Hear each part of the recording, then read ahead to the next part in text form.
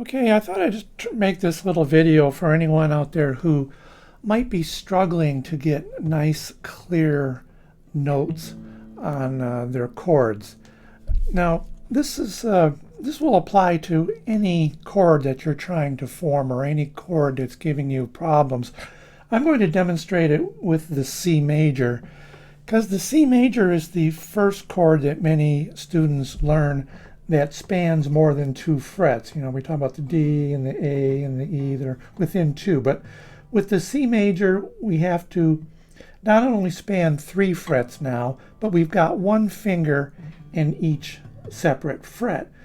And some people wind up with muffled strings. So let's see if we can figure out a couple ways to help get those nice clear notes.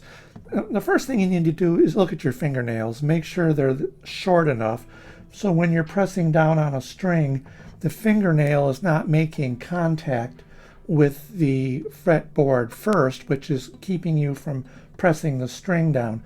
Now I keep my fingernails pretty darn short, and they don't have to be necessarily this short, but when we go through this, if you find that your fingernails are touching the fretboard, that's a harbinger of some problems to come when we're trying to get those strings down using the least amount of pressure.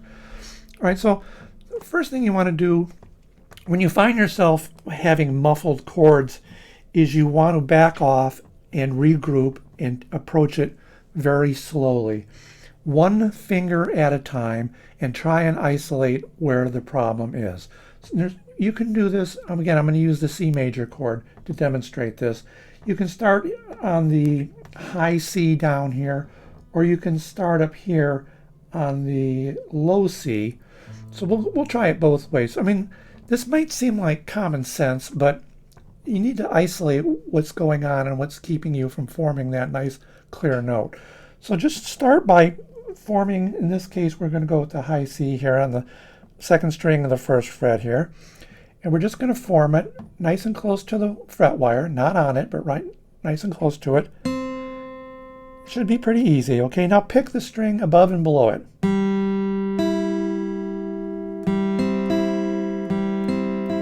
Okay, that should be pretty easy to accomplish. All right, now then we add the middle finger to the 4th string of the 2nd fret.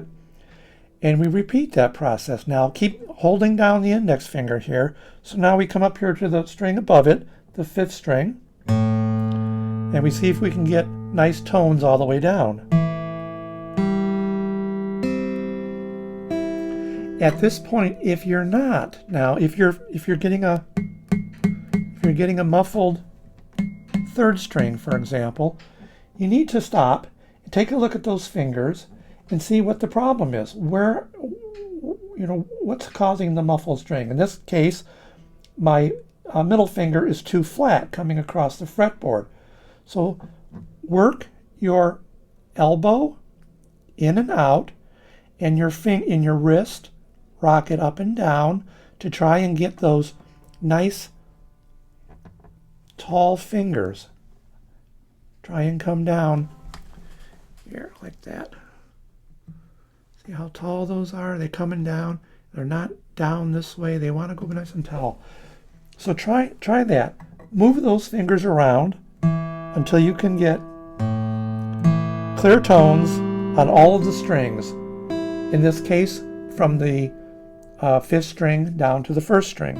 All right, now when you've got that, then add the ring finger up there on the 5th string of the 3rd fret and do the same thing. Now don't worry too much about this 6th string here, because when we play a C major chord we try to avoid it or even mute it sometimes. But you can strum the whole chord if you really want to. All right, but just start with the 5th string now, and then the 4th string below it. That'll tell you if your ring finger is clearing that string below it, and will also tell you whether you're exerting enough pressure with your middle finger on that 3rd string. So we want to make sure we get clear notes. If so, continue on down.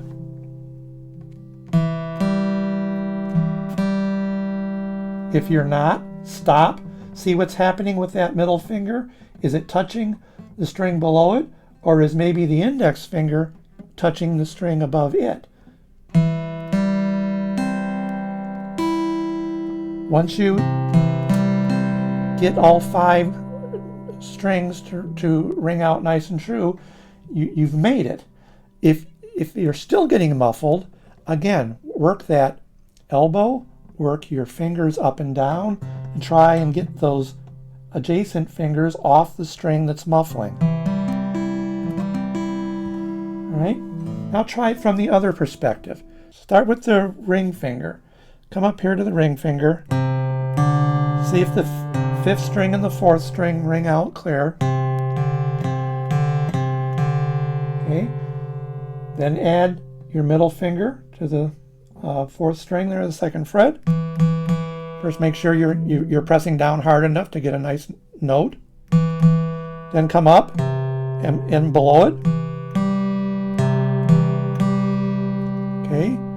If you're good, you can add your index finger. If you're not, again, take a look, see what's happening there. Adjust your wrist and your elbow. Then add the index finger to the 2nd string of the 1st fret and come down.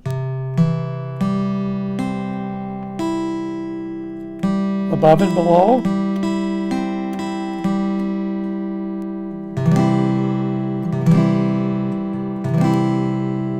Okay, another thing that might be able to help is take a look at how excuse me, square your guitar body is. If you're playing looking down over the top of it, as many beginners do, and the body of your guitar is angled away from you at the bottom, make sure it's up nice and perpendicular, because when it's away from you, when the treble side is bowing out from you, that's going to decrease your angle of attack.